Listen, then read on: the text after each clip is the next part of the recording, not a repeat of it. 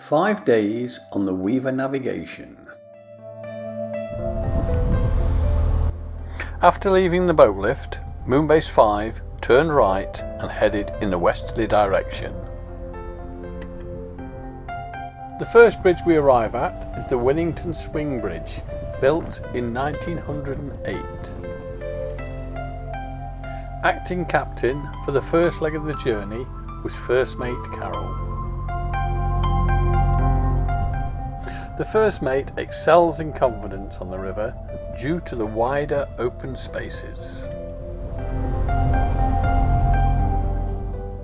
Moorings that can be seen either side are remnants of the weaver's past life.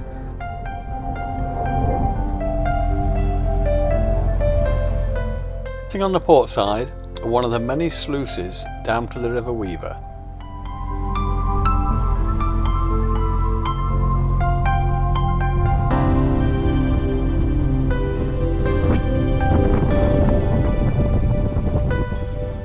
It's not long before we approach our first lock at Saltersford. Built in 1874, it is now a Grade 2 listed building. Our arrival at the lock coincided with 4 boats just leaving.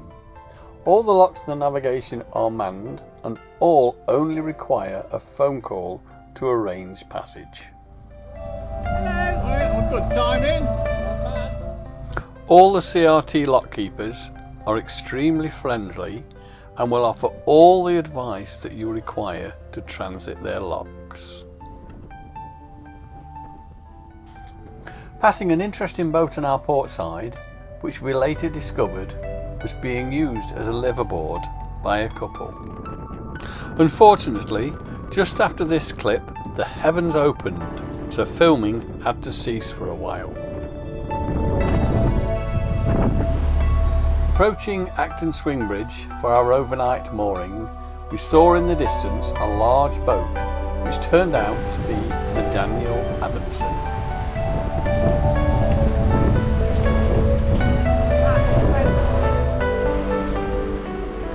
If you think a narrowboat was difficult in the wind, the crew of the Daniel Adamson had great difficulty in turning her around. Built in 1903 by Camel Laird, she is available for private hire.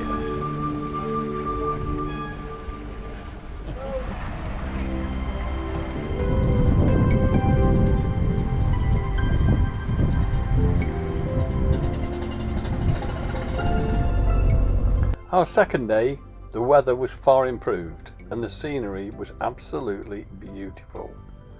The river at times was just like a mill pond. So much better than cruising on the canals.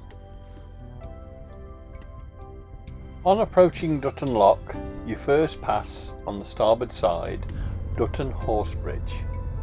Dutton Horse Bridge is a footbridge that has 2 spans totalling 200 feet. At the locks, you're again greeted by a very friendly lockkeeper. These CRT lockkeepers are a mine of information and have plenty of advice on offer to help make your cruise so much more interesting. On leaving Dutton Locks, you are immediately greeted with the magnificent sight of the Dutton Railway Viaduct. Built in 1836, it consists of 20 arches covering 500 yards, and today it is a Grade 2 listed building. Our next point of interest is the site of the old Pickering's Lock. The lock was removed when the Dutton Lock was built. Initially, when the lock was removed, there was no access to the houses on the north side of the Weaver, and these had to be serviced by ferry boat.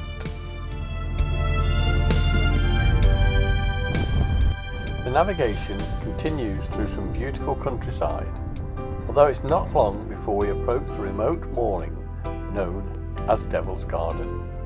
I have no idea as to how it got its name, but from previous moorings we have had there, the field is well populated with very friendly cows.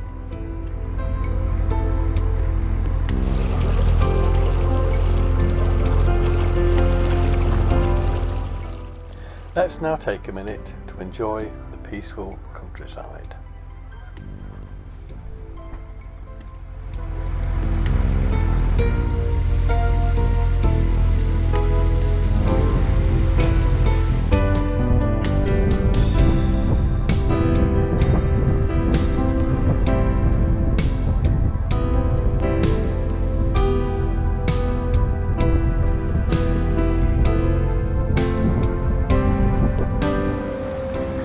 From our mooring at Sutton Bridge, we were able to watch with interest the dredger at work, transporting its waste to a site further up the navigation for removal by road. Our next day we continued west, firstly passing the site being used for the removal of the slurry from the barge. As we continue on our journey, we now pass under the M56. The landscape now changes dramatically. Chemical works line the banks on the starboard side, and on the port side we get occasional glimpses of the Manchester Ship Canal. We can now see our destination on the port side, Western Marsh Lock. We just need to perform a 180-degree turn so we can approach the mooring from the west. Western Marsh Locks gives direct access to the Manchester Ship Canal as well as the River Mersey. Passage has to be booked in advance. Boats transiting the lock have to be proved seaworthy, have the correct insurance and also have the relevant safety equipment on board. Having left the lock, we now headed east. Water points are very sparse on the navigation, so every opportunity to fill up has to be taken. The water point at Sutton Bridge is very close to the Daniel Adamson's home mooring.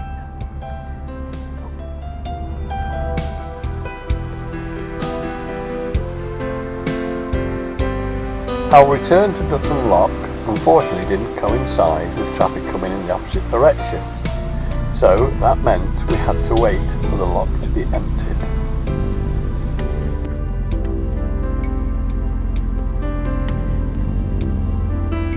Those of you that cruise with Carol will know that she likes to have quite a few changes throughout the day.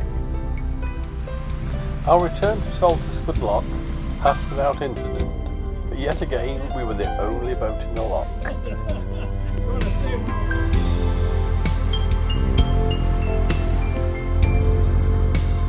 As we continue our return towards Northwich, we again approach Anderton, the chemical works dominating the skyline. Clear warnings can be seen along the navigation of any pending dangers. I am always in awe of the boat lift, often known as the Cathedral of the Canals. On the starboard side, we have the sunken remains of a concrete barge. These barges were built during wartime. As we approach our next overnight mooring at Barron's Quay, let's just appreciate the countryside again.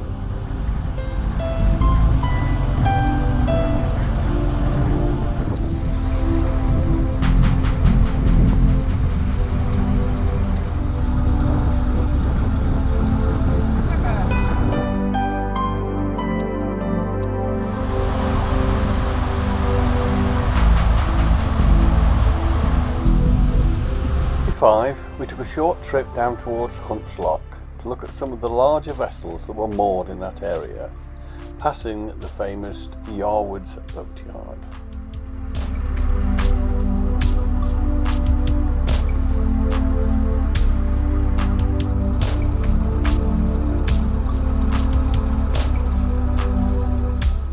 As we return to Northwich, we pass under the Hayhurst Bridge, the second of two swing bridges, the other being known as the Town Bridge.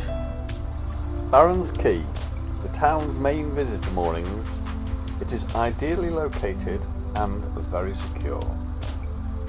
And finally, back to the boat lift for our return passage.